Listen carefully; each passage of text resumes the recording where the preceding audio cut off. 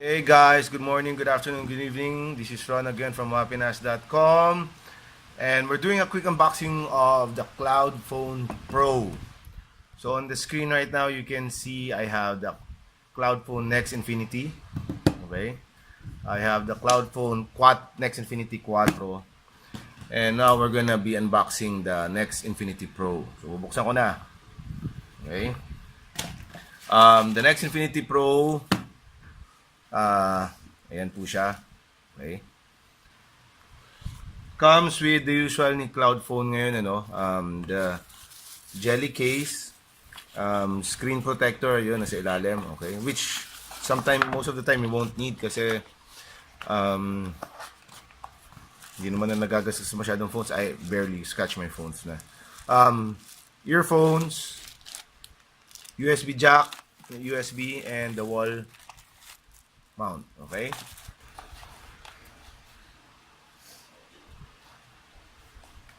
Wait, hirap isarado. Okay. Now to remove it from the plastic, okay? What I have here is the Next Infinity Pro, yung red na version. Okay? Punasan natin ang dumi. Yan. Para maganda tingnan. Okay, so, king tab. So, we'll turn it on. Yan. Okay. So, we'll put it in the middle. So, ayan, tingnan nyo. Pantay-pantay sila. Okay.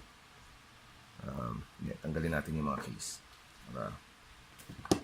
Okay. Removing the jelly case. Okay. Actually, matibay yung jelly case, ano? I've dropped the Quattro a couple of times already. Mga 7 times na, ano? And halos wala pang bengkong tong... wala talaga. Itong Quattro, no? Okay? So, punasan natin. Ang pangit tingnan sa camera ng madumi yung phone. Okay. Yan. Okay? Kung titingnan nyo yung size-wise, okay? The Quattro is still bigger than everything. Okay? The Next Infinity and the Next Infinity Pro is the same size. Okay?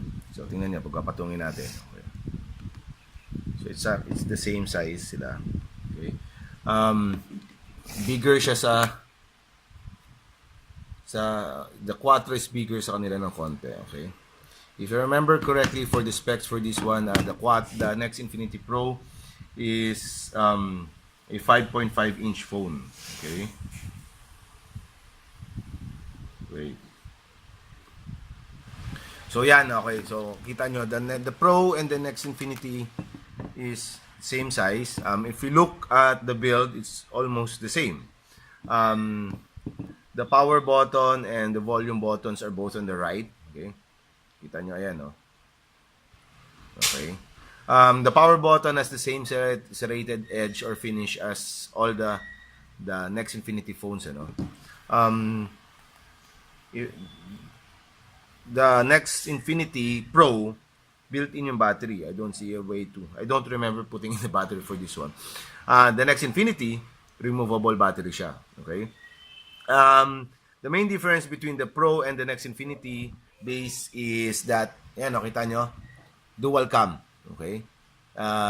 Si Pro, dual cam siya. Compared to the Next Infinity, single camera lang siya. Okay? It's running a Android Nougat. Okay, so 7.0. Let's open the settings para makita nyo. Okay, about phone. So it's running a 7.1 to 7.1.2 version. It has a 3 GB na internal na RAM, 32 GB na ROM, internal storage. It's using a quad-core CPU.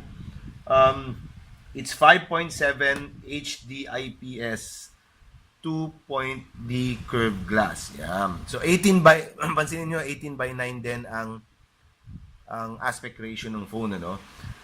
The front camera, okay, para makita niyo, where's the camera? Okay. Yeah, naka-front camera tayo. The front camera runs with a 20 megapixel and 8 megapixel wide angle camera. Okay. Yan yung rear. Ito yung front. Okay.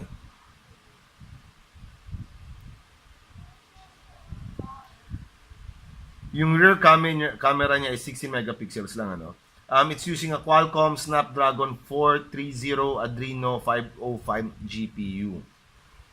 Okay, so nabanggit na natin kanina, 32 GB ROM, 3 GB RAM. It's a dual SIM, dual standby na phone, ano. Okay. So ayun yung SIM tray siya, yan, oh. Makikita nyo, SIM tray. Malabo. Zoom. Okay. So it's using a SIM tray. May fingerprint sensor siya. I haven't set it up ngayon. Okay? And it's only priced at 9,999.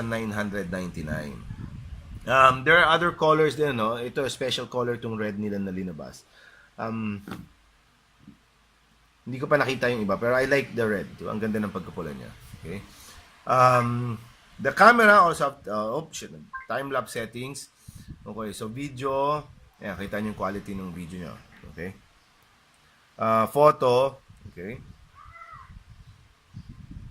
Beauty and panorama. Okay? So, all in all, ano, for 9,999, it looks like the next Infinity 4, the Pro is a good buy pa rin. Pero, what I have right now, I use on a daily basis is the 4. It's bigger, it's 6 inches. Okay? So, that's it for the quick unboxing. Thank you guys for watching. See you soon. Bye!